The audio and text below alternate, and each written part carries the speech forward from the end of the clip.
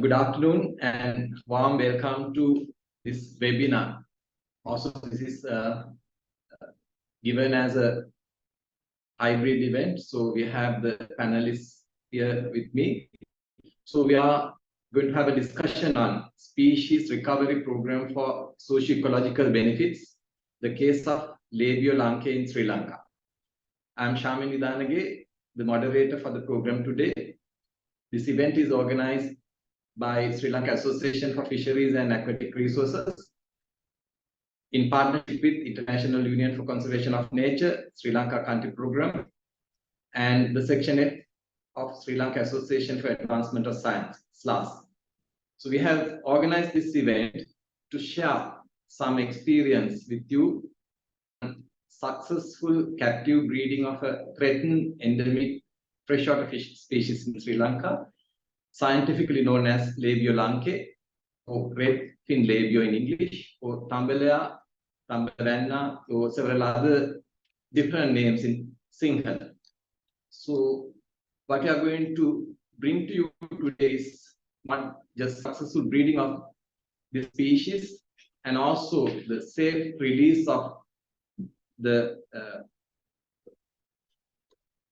juveniles of this breeding program to native habitats following the global standards. So we have the panel of 3 experts here. They have played a crucial role in the work that we are going to present in a moment. We also had several other partners in this initiative. So, for instance, Minister of Environment, they have supported in the release program of juveniles under 2 programs. One is JEF UNDP project executed by Minister of Environment called Managing Together, and also another project which is JEF UNEP project called Healthy Landscapes, which was also executed by Minister of Environment. So they have had some support in releasing this species. Then importance of this successful breeding of the species and its safe release into their native areas was marked at 2023 International Biodiversity Day. So it was taken up as the national event to mark International Biodiversity Day on the 22nd May 2023, where 30,000, beginning of releasing 30,000 captively bred Labeo lankae juveniles ceremonially released on that day with the participation of Secretary, Minister of Environment, and various other institutions, including Department of Wildlife Conservation, Forest Department, and so on. So our program today is planned to be delivered in 1 hour 15 to say 30 minutes. And we will have a brief presentation from Professor Valpeter, followed by 2 rounds of questions. We have 3 panelists. I will introduce them in a moment. So there will be 2 rounds of questions from the moderator.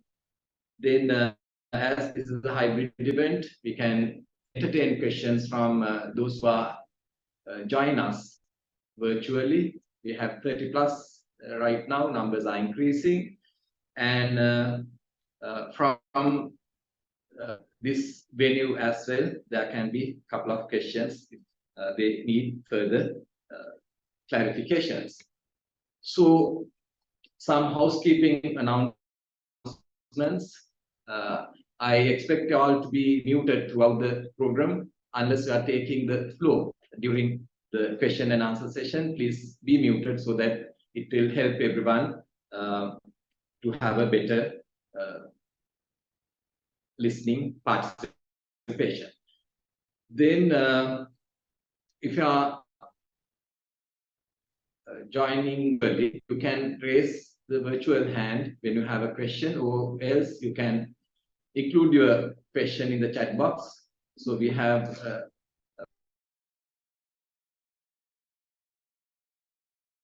moderate during the discussion time. So we are also recording this webinar, and materials will be made available through SLAFA website. So with that backdrop, I would like to invite Professor Valpita, who is attached to the Department of Livestock Production, Sabaragamu University of Sri Lanka. He has been in the academia for last 23 years. His expertise in a variety of aquatic resources related fields, including conservation biophysiology of fish, aquatic resource conservation, fish genetics and breeding, fish endocrinology, ornamental aquaculture, food fish aquaculture and risk assessment, and many other fields. So he also holds many positions. I'm not going to read all of them. And we have Professor Valpita here, and I am thankful to him on behalf of three organizations conducting this particular event, and he came all the way from Sabaragamuwa to share his experience. Over to you, Professor, to give a backdrop on this particular discussion. Okay, good afternoon, everybody. Thank you very much, Dr. Charmaine, for providing us the opportunity to share our valuable experience in this particular or unique example. So let me start the topic. I name it as breeding from oblivion. Let us go through the proceedings of the presentation, and then you will understand why it is breeding from oblivion. So this is a story about Labeo lankae, where conservational breeding play a major role in conserving endemic endangered fish. So you might wonder why we talk about this species. This is Labeo lankae, and in 1989 it was first reported as Labeo porcellus, and then later on the name was it was renamed as Labeo porcellus lankae, and then in 1991 the name Labeo lankae was first used by Dr. Petriagoda, and ever since it has been confirmed that it is a valid species, Labeo lankae. But still it doesn't answer the question why we use conservational breeding.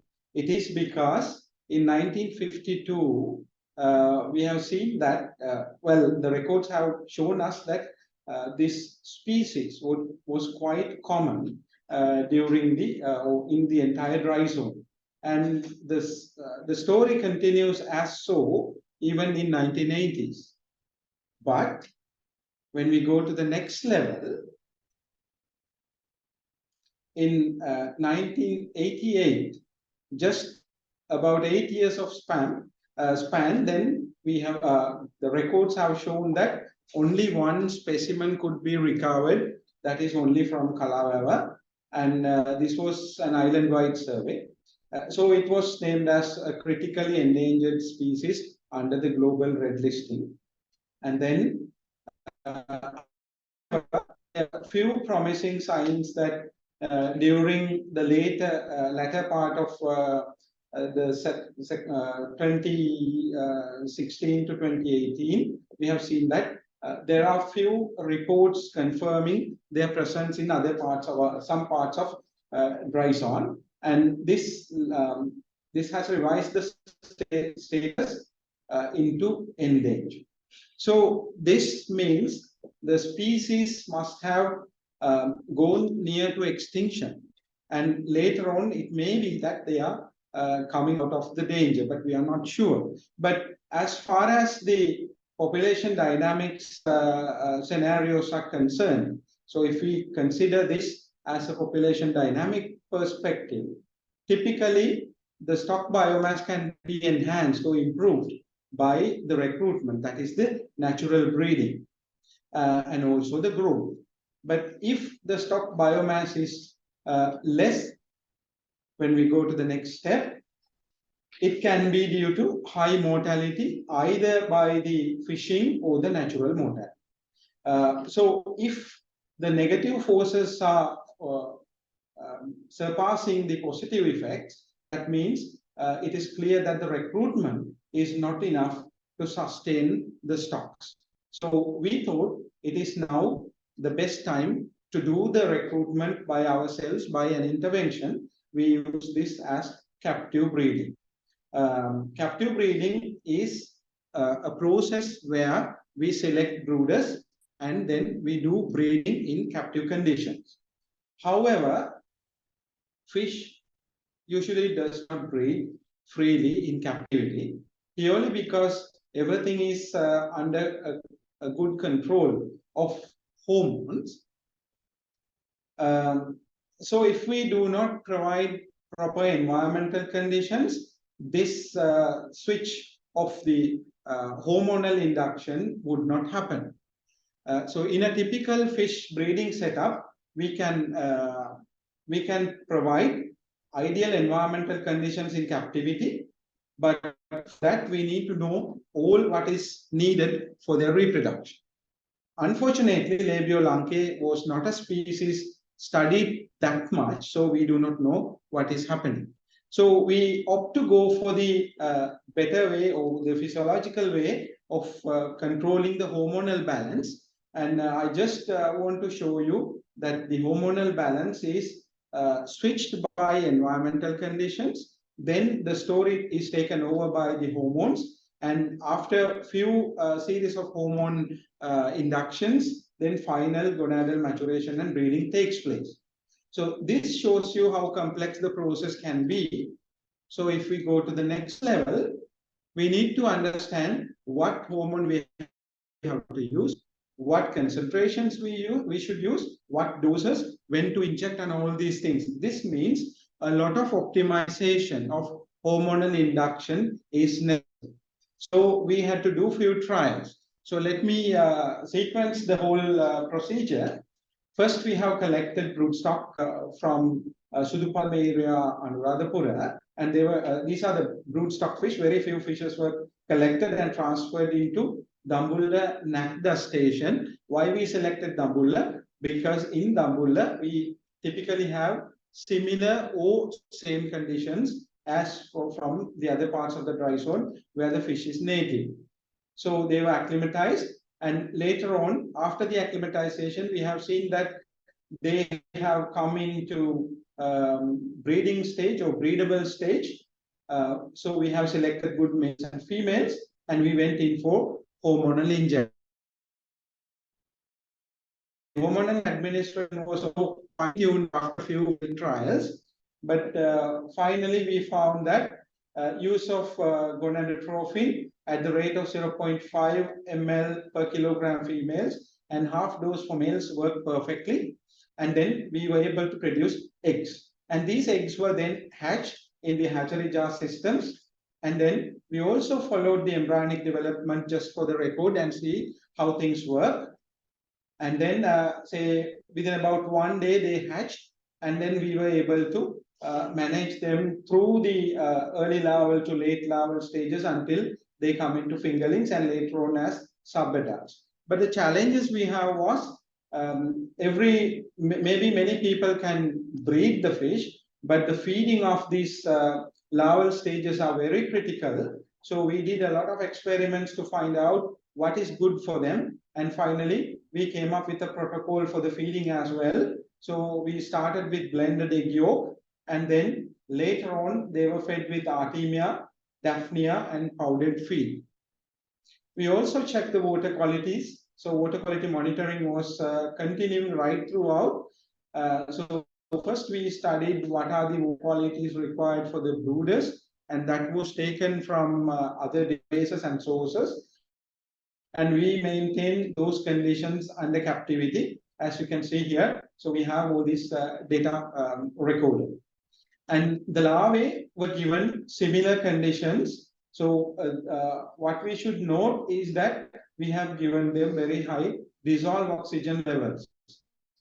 All the others are typical or similar to that of the natural conditions. Then if we look at the important parameters of the reproduction, we were able to get about 89 to 90 grams of eggs per kilogram fish. And then each gram contains about 1,250 eggs.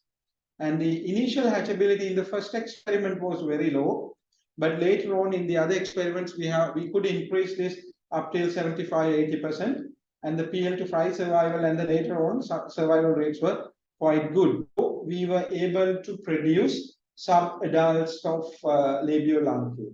However, many concerns. One is the possibility of genetic drift.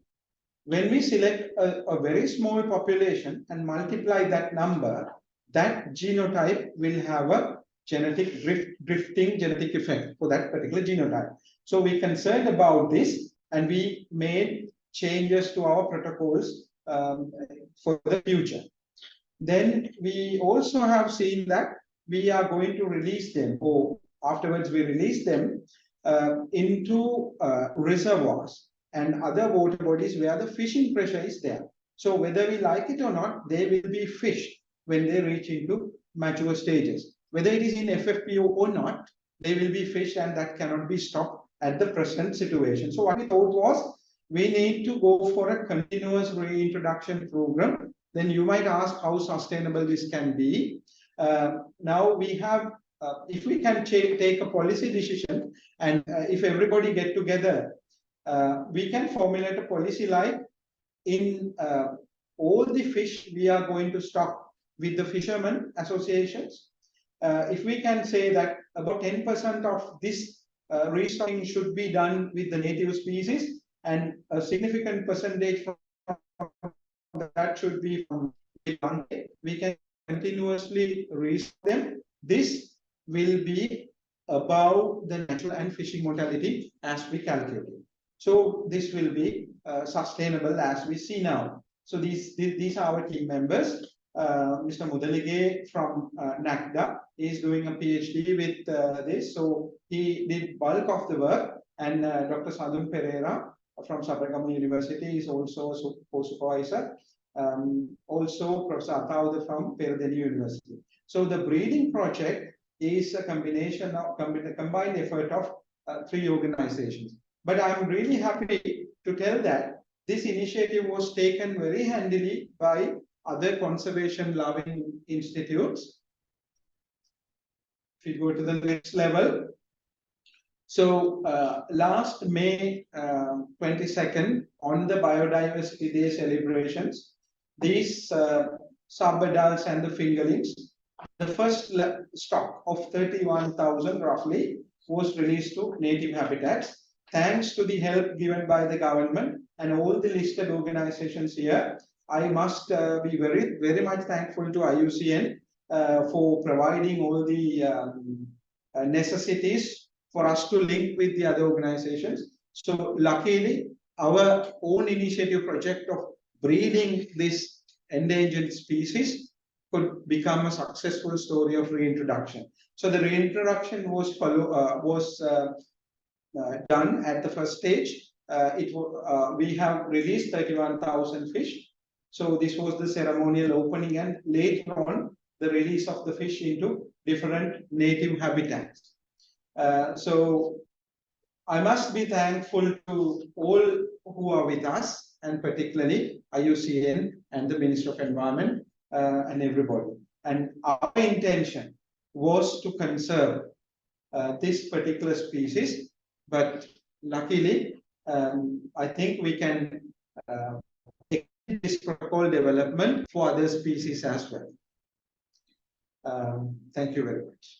Thank you, Professor Valpit. It's fascinating to listen to you and see how this has been unfolded, and also the getting different agencies engaged to see that what you have done in terms of research, how it could see something really valuable for the nation. I have a number of questions, but I would like to ask a particular question which you touch upon in your presentation. Now, we have been talking about conservation breeding and breeding for conservation purposes. So this also falls in the same area. but we know that captive breeding is coming with certain risks. So you have briefly mentioned about some of those, and could you brief us on what those risks are, and in this process, how you manage them, or how did you overcome such risks? Yeah, in this breeding, we already anticipated the problem of genetic drift. That means selecting a small population and multiplying that. So for the initial stage, this was okay because we have only released 31,000 and we already have another 70,000 in stock. And this will be released only to the nearby places where we started our initial brood stock. So this gives identical genetic makeup in only in the vicinity of that particular area. So to overcome this completely, we should select broodstock for the next breedings. We should select broodstock representing all the available areas. So we have to select places where lankae is available and pick few of them just to use as broodstock, and we have to maintain them separately.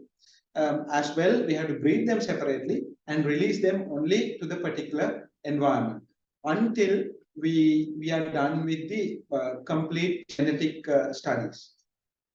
So that's number one. Number two, one might be calling us that, okay, even one could say that there's a possibility of introduction of diseases, but we were very careful in maintaining our stocks. We did GMPs, good management practices, so that the fish was not kept under stress and there was no minimum possibility of having diseases, and they were frequently checked and they were also certified by authorities that they are free of diseases.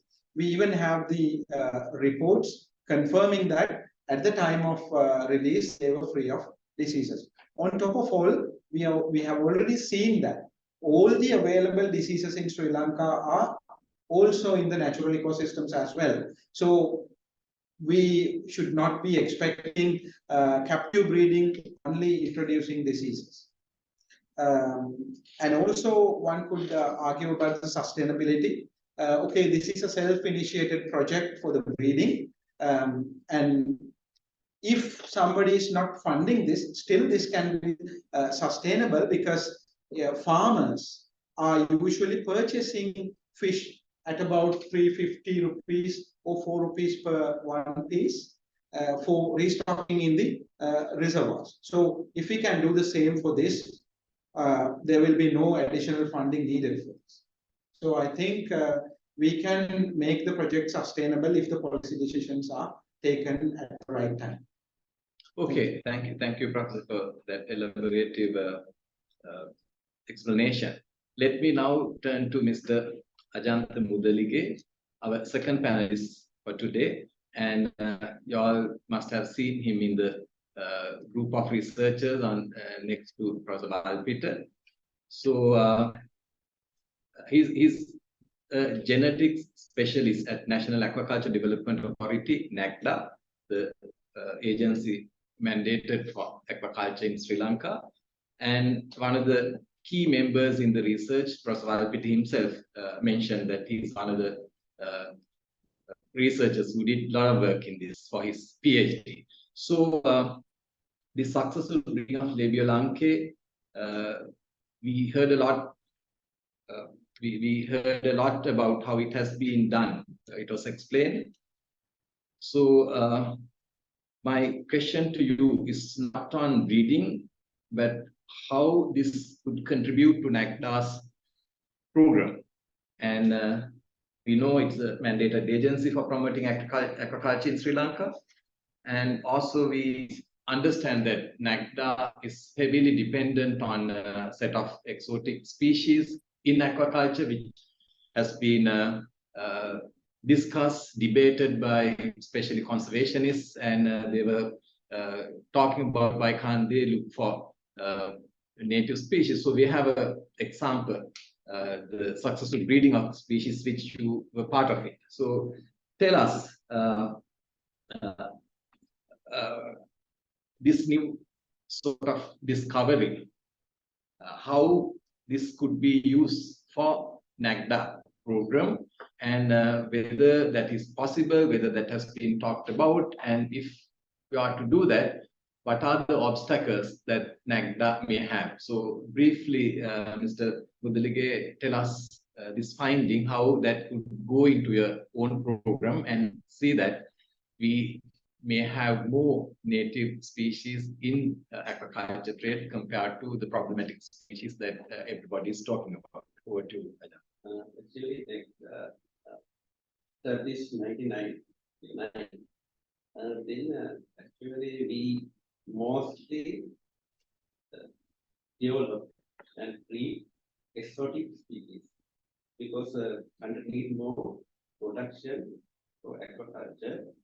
Therefore, we introduced earlier, after 1950, we introduced a lot of species, carp, tilapia, around 90 species. Then, actually, we did those exotic species breeding, but 2018, NAGDA established endemic and native breeding unit, because our mandate included the conservation part also. But earlier, we mainly considered, we contributed to country production. So we know that rural communities are facing protein malnutrition. Then our organization actually they give me the task to breed endemic and native species to contribute to country for the conservation purpose. Therefore, our center developed breeding and for everything one part for that called as genetic unit at Namulla Breeding Center. We know in Sri Lanka there are 16 breeding centers, 10 for food fish, 3 for ornamental fish, and 3 for macromegaly for coastal areas. We know that all the centers distributed all over the country. Also, we have a lot of native species all over the country. Therefore, again, our fish genetic unit start breeding and with the help of other centers also. If I can see the in the wet soil. Therefore, we try to breed the fish suitable in that area. Therefore, not only in Namulla, other centers we use for the breeding purpose. Thing is, we have a lot of experienced persons. Other thing is, we have resources, breeding that hatcheries, ponds, broodstock ponds, rearing ponds. Therefore, our NAGDA always try to do this endemic that indigenous, that native species. We have to protect them. Therefore, we tried not only these little lankae, other fish also to breed and conserve them in our centers. Therefore, as the first step, we did that Tambalaya breeding. Up to now, we succeeded with the help of the universities and IUC and all the organizations. The other thing is now, up to now, we actually NAGDA, they are happy about it. They try to help me to do more for conservation purpose. Therefore, I don't think in the future we don't want to stop that. They help up. Also, next year we are going to construct more fund for research. I think it will go for a long period. I think so. Thank you, Mr. Mudaliki. So it was very clear. NAGDA has a responsibility in conservation as well. So that's a unit established in 2018. So my other part of the question was whether this breeding for conservation, whether it could be used for aquaculture promotion as well. What is the NACDA's thinking about it? Actually, the earlier we bred Labeo Helen, only Labeo Helen. It's still also here. We are breeding and stocking in the reservoirs. Last year our production, around 98,000 metric tons from exotic and 18,000 metric tons from native species. That means 15.5% from the native species. Other thing is, if we stock, we can double or triple within 10 years. Main thing is, as mentioned, Professor, we can increase the stocking number. When we consider carps and other species, if we can increase up to 5 to 10% of those species for the stocking, definitely can increase. Also, there's the fishing mortality or natural mortality. They will be there and they can breed it actually. Therefore, I think our production can increase if we breed and stock in our reserves. Main thing is this time we stock under the help of Ministry of Environment and free grazing. But other thing is we have to go for a long period. I think our organization, actually we have network of extension officers. Now we are going to increase the importance for our fishery community. Also now they are trying to stop this. I think there could be a nominal value for this fish. Then I think we can carry on this stocking program for longer period. Thank you. I think we can take it up in our second round of discussion. So now I move to Mr. Sampath Gunatilaka, and he is a senior program officer in biodiversity at IUC in Sri Lanka office. He has done quite a lot of work when it comes to freshwater fishes, mammals, and various other areas. And he has been instrumental in preparing species recovery plan for the species in 2019 and drafting reintroduction guidelines for this species. So my question to you is partly it was covered in Professor Valpiter's presentation, and why this species is so important to us, and also briefly tell us about the protocols that needs to be followed in breeding this kind of species and reintroducing or introducing them back to nature. So from conservation biology angle, we would like to hear from you, Sampath. Thank you. Yes, first of all, I would like to add a few things that background information on this species. Actually, that Professor Valpiter has done a detailed description, but I want to point out a few things that in 1994, that Dr. Ron Pettiagoda mentioned this species different from the Indian Labeo procedures, and it should be a new species to Sri Lanka for the Labeo lankae. But after that, we know that all the documents that registering and other things, we have used this Labeo lankae, but it's not true. According to in 2018, Hiranya Supersingha, he has done an extensive survey on the Labeo genus, and he has done a phylogenetic study on these species, and he regards that this species totally different from the Indian Labeo procedures, and it's endemic to Sri Lanka. Based on the same study that Labeo Musumeri also named as a Labeo eligible, based on that study. And there's another thing that in 2000, that as mentioned Dr. Sharmin, 2018-20, we have done an extensive survey along the Mandatuya because on that time, the species is only known from that the Mandatuya basin.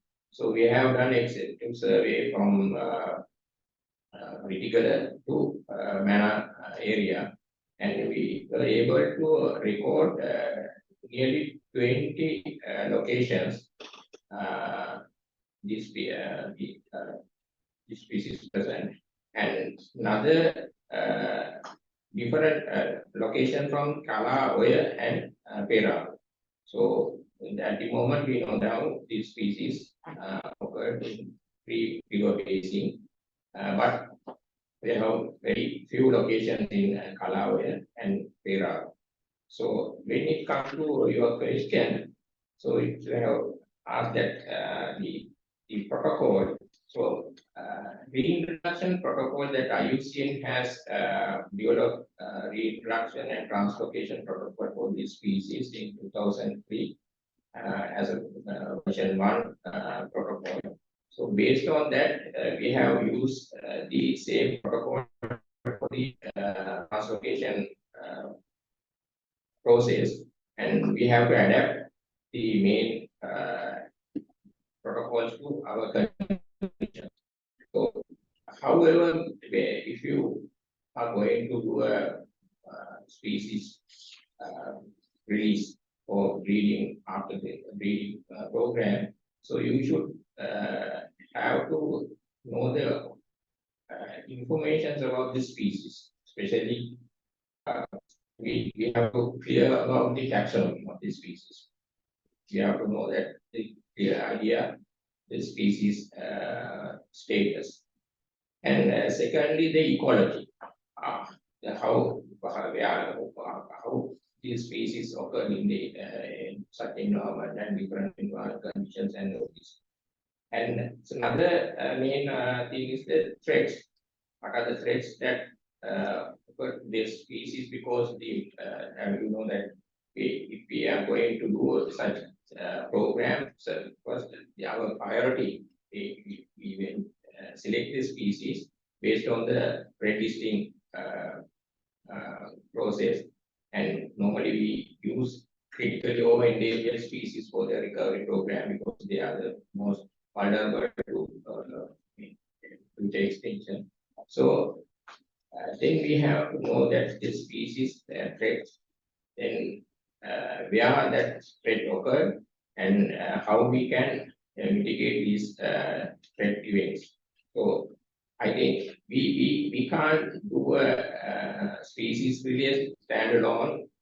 We have to put several other conservation measures together because we have to protect the environment, and we have to reduce that threats to the species. And another thing is that we have to know that the historical and current distribution. I think it's a very important thing that Palvit also mentioned.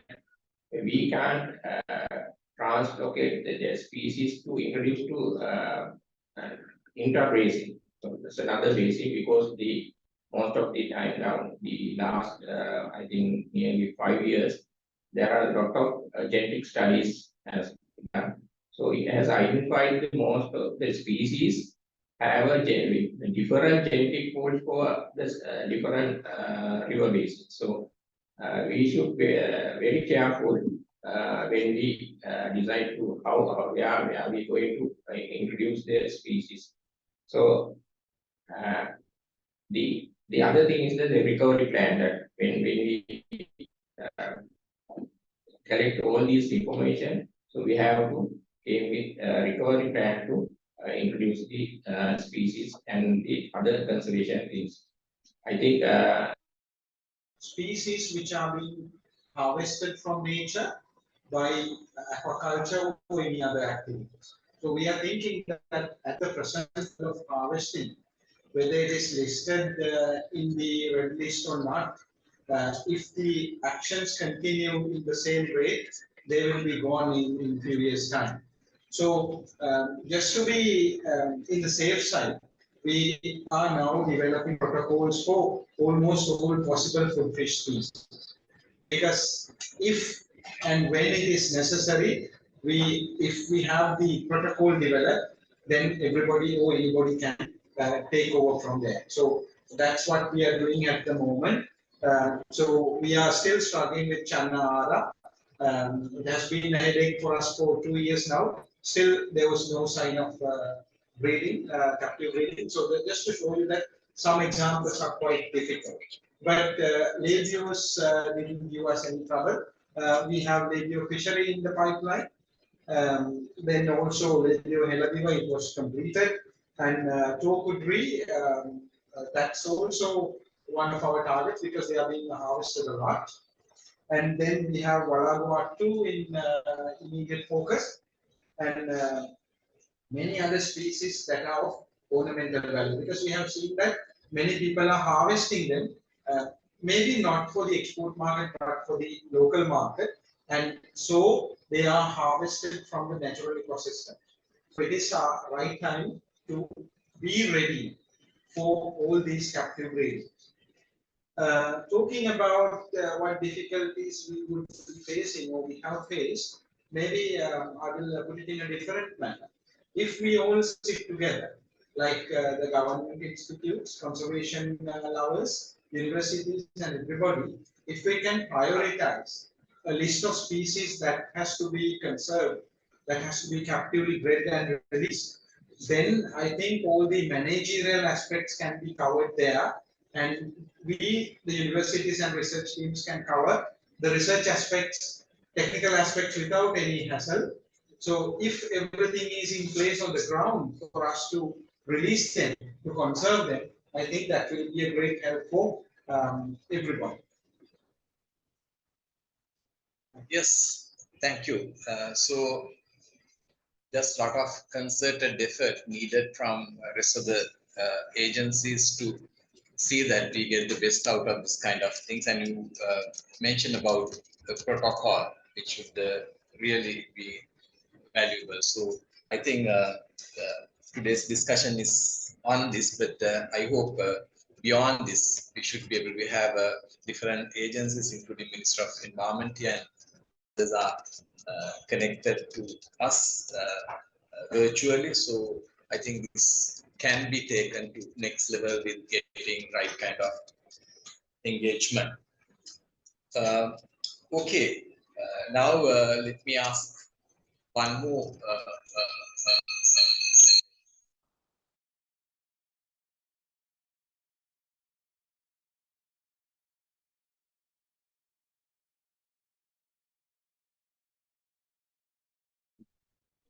Sorry about the technical glitch. We were just again. Okay, so we are connected again. Sorry for a very short breakdown here. Yeah, it's okay now. Yeah. So we've talked about the NACDA's work in conservation breeding, which probably may not known to some of the colleagues who are joining us here. So tell us a little bit more about what you do in terms of other species right now in the conservation breeding at NACDA. I started with Walagua 2. I did it really study and I bred 2 times. I got some fingerlings, but still that the problem is with the cannibalistic activity. I'm going, I studied and I try to do it better in the short period of time. Also, system starana already completed. Then completed. I'm developing protocol. Also, again, sticking catfish completed. Then climbing perch completed. Then it's more also ornamental figures.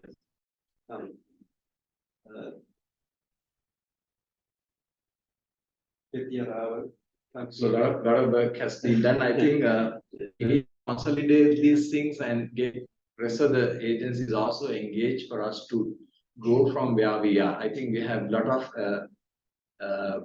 successful work done, but they may not have gone to the places where they should have been. Probably seminars or webinars like this would help others also to get to know about these things. So probably we could connect different agencies so that we could get the best out of these inventions and work which has been completed. Okay, let me get to sum up again. And you mentioned about the protocols earlier, what needs to be done, and there are global guidelines adopting them to Sri Lankan conditions so that we can assure that it's going to be a beneficial one. So rather than getting some adverse effects of this kind of work. So protocols are such that you are trying to get things done in an acceptable manner. So tell us a bit more about how those protocols have been used in this particular instance. Now, as I mentioned earlier, that the main document we have to base is the recovery plan. So, recovery plan serve as a probe to the species recovery. So, based on that, we have to identify all the measures to conserve the species. So, the introduction is another process that we have to during the recovery plan. It has identified that this species have been and translated to its historical or other habitat. But recovery, when we going to do a reintroduction plan, so we have to based on global criteria that I previously mentioned, that IUCN reintroduction and transportation guidelines. So basically, there are 5 thematic areas we have to concern about when we such plan. So first one is general site suitability, that when we going to translocate the selection of the site, so we have to more concern on the site suitability where we are going to introduce the species. The second one is a physical assessment, that the habitat, how it's suitable to the species. The third one is target restoration.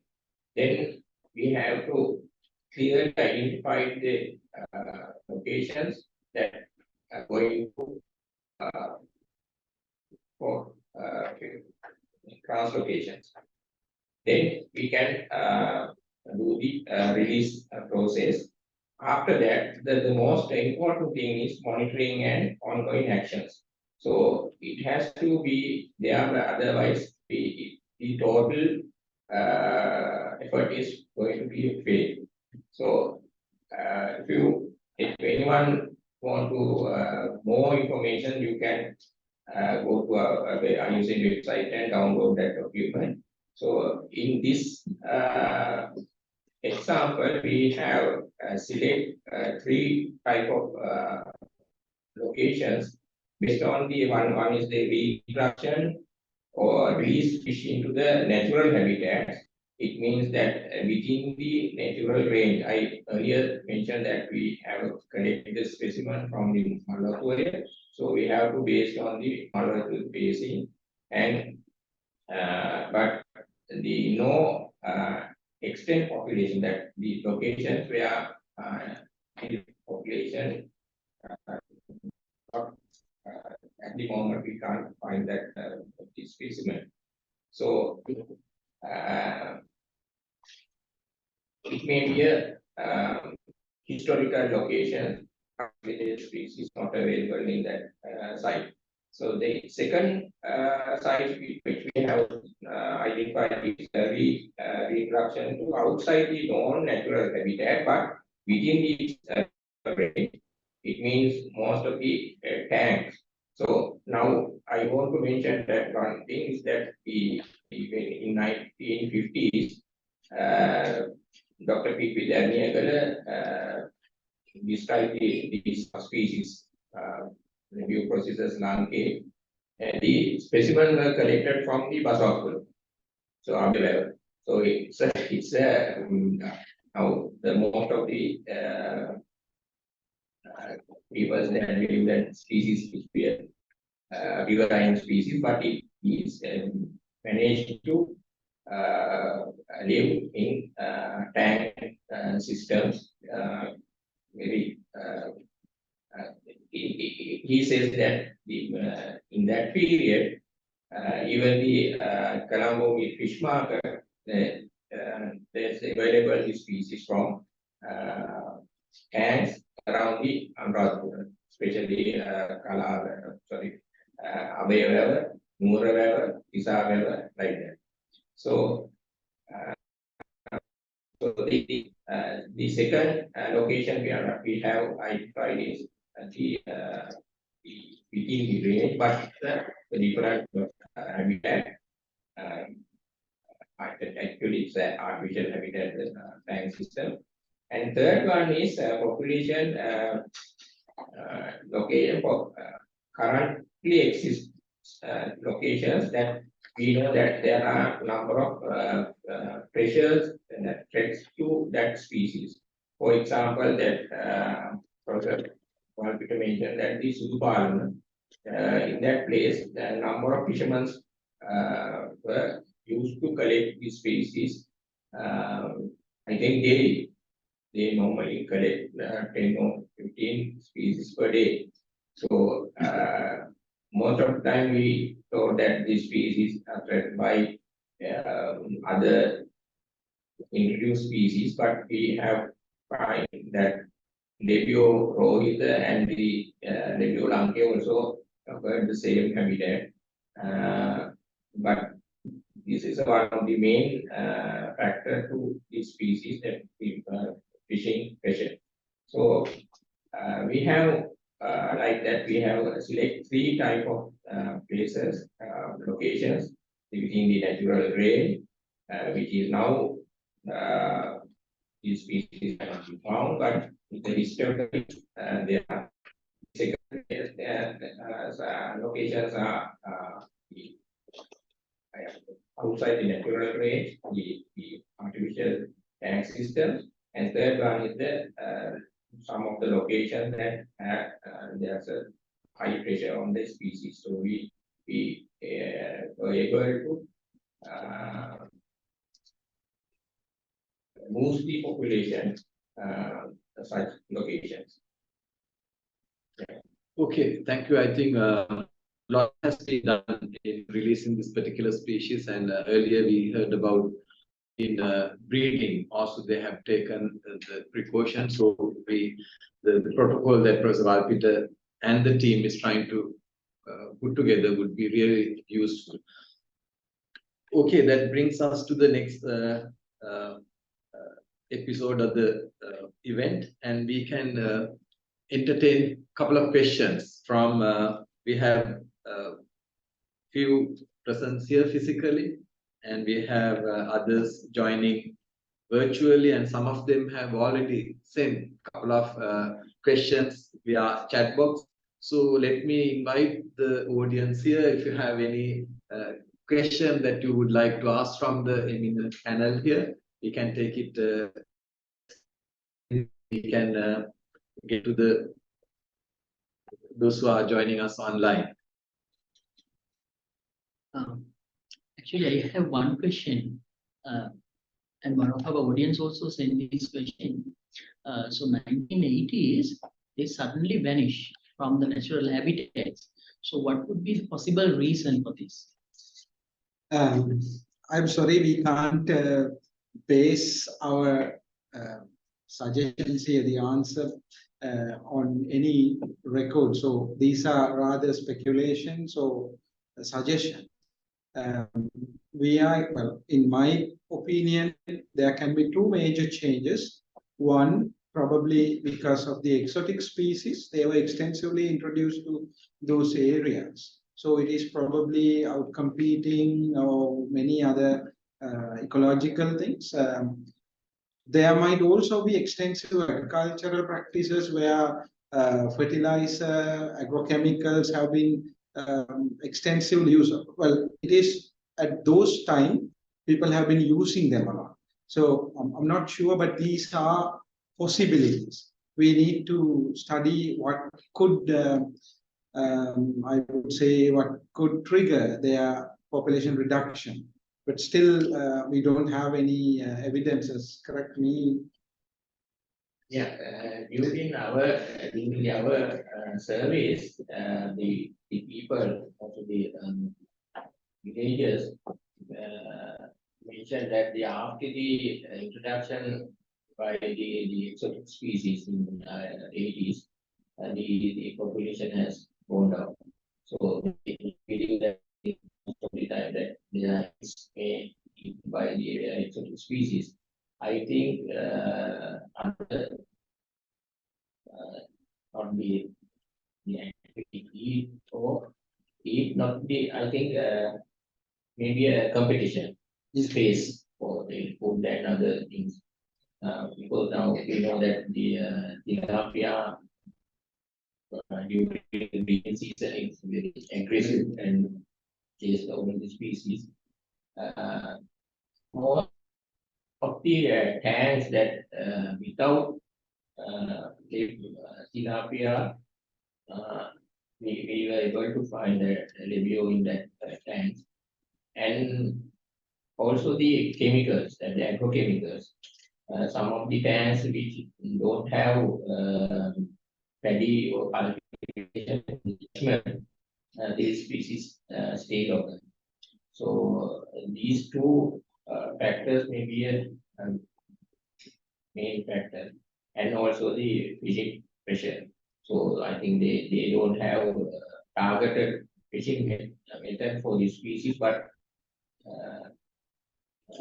people used to eat because it's the fish that even the other Labeo also the very favorite fish popular in that area. Yeah. And yes, I would also like to add one thing about the fishing pressure. Now in our freshwater bodies, only 10 centimeter gill nets are allowed. So this may catch the brood stock. So what we have seen is that this Labeo lankae is quite a big species. It can reach up to 1 kilo. So maybe we are selectively removing the brood stock so that we don't give any chance for them to breed in the natural conditions. But probably all the reasons can be combined together. Yeah, other thing is that within the river system, still they are in up to nurture to manner. So that normally then people don't use to fishing using that type of things.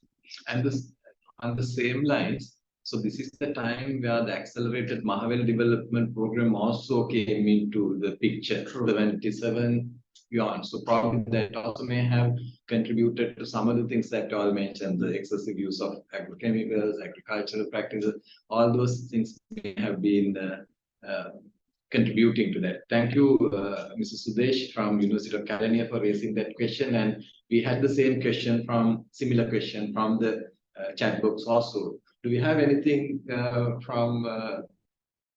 Okay, then we can get to the online participants. If you have a question, you can raise your virtual hand so that we can give you the floor. And until such time, I have another question came from the chat box. I will read it. Oh no, this is yeah. Now this was mentioned in Sampath's intervention. So the success of what y'all have done. Sabaragamu University, NAGDA, and many others, including IUCN in some way.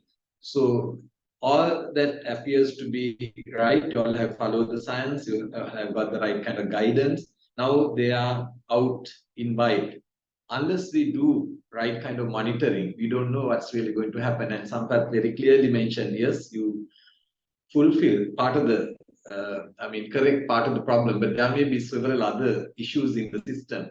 So unless you find out how they are doing. So what about monitoring of the released specimens or fish, how they are surviving in that system? So the monitoring is something that this particular participant just want to check with you, whether there's something is done on monitoring of these species about their survival. Yeah, maybe I will start the answer and Sampath and Mudaligi can follow suit. This is, for us, it's more challenging than developing the breeding protocol. To be honest, one major problem we have is for monitoring from the current system, because we are releasing them into the natural ecosystems, the best thing we can do is to recover them from the catch. And for a 10-centimeter gill net to catch them, it will take another 6 months. So this is a blank period where we do not know what happened to our fish, what we have released, what has happened.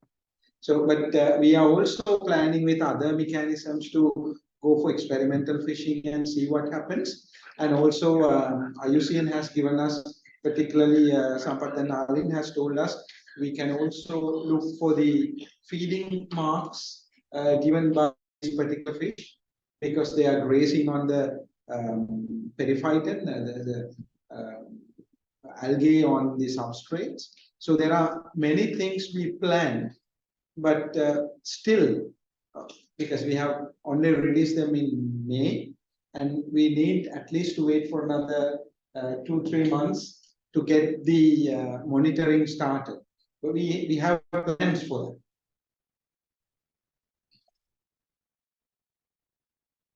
Anything else to add? Oh, I think that. yes. Okay, we have Hiran raise his virtual hand. Please speak up. Hello, can you hear me? Yes, hear you. Yes, go ahead. Yes, my question is this, because as in the discussion it has mentioned that use of this Labeo lankae for fisheries enhancement, and because my question is that the same sister species that Labeo dusumeri previously bred in hatcheries and stocked in reservoirs in mass scale. I think Mr. Mudaligi can remember, right? So in the latter part, for a few years back, I think from 2014-15, so now we are not breeding because of lack of the demand, right? So is there any, I have 3 questions based on different parts that you have discussed. So if Labeo dusumeri is not breeding more, and is there any advantage of breeding this for fishery purposes, right? Not conservation. And that's the first question. And because these 2 species are more similar, and if we take the growth rate, whether I don't know whether we have the growth rate information on their growth, right? So if they are fast growing, there may be a good candidate over the Labeo dusumeri, right? So the next one is that so I think in the discussion it has been mentioned that tilapia and the in relationship between tilapia and the population of this species, right? So I don't think that we may not be able to find resources in dry zone where this particular, because it is trans-basing introduction is a big. So if the population is less in those reservoirs due to the competition, I don't know whether the real scientific data are available. If so, that's good. And whether this stocking will be sustainable. And also the other one is actually whether these fish are breeding in reservoirs or rivers. And the fourth one is, do we have any idea of the population available in the existing location where the population is sustained? Because maintenance should not interfere the existing environment because it deteriorates genetic composition. So those are my questions and concerns. Thank you. You have raised 4 questions. I hope the panel has noted them down. So the first one is about the growth rate. Comparative example of Labeo it didn't work. So whether this would work, then in all the dry zone reservoirs you have tilapia. So if there's a competition is one of the reasons. So if there are any reason for going ahead with it, then about whether there are, and then finally about any idea about natural population sizes. So 3 panel members can take these questions. So let me answer the first question. Irani, thank you. So first one is about breeding them or promoting them for fishery purposes, whether it would be okay taking the Dusumiri as an example. We are very much hopeful that people will not catch up on this, because our intention is promoting them for conservation, but there will be inevitable fishery harvestings. What we are targeting is that. So what we want is go beyond beyond the harvesting, the mortality caused by fishery. So that is why we target this. But we also heard during these reintroductions, Mr. Delige has heard some stories saying that Labeo lankae has soft bones, so that people are targeting them more when they are cold. So that means traditionally this fish has been used as an important targeted fish species compared to the others. So maybe they have an upper hand, particularly versus Labeo dusumiri, because lankae has soft bones. So we are expecting that fishery mortality may be higher in the future, because if the same knowledge will transfer to the new generations of fishermen, they will really target this. But once again, what we want is to bring them back to its old glory. So this is one of the challenges we have. We are working on the existing knowledge. So jump into your one of the questions about the natural existing populations. At the moment, we don't have any estimation. So we are working in a way relatively in a gray spot, but we want to study this. And I hope we can ask some resources for this.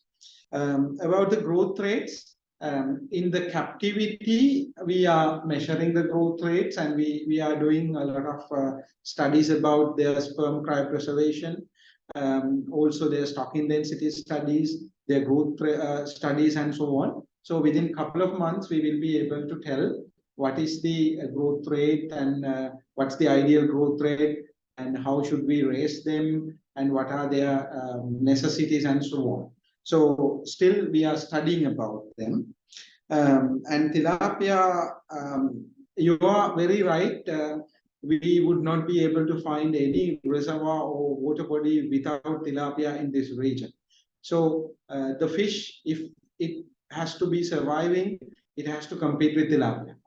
Unfortunately, there are no evidences. We also said this is rather speculation.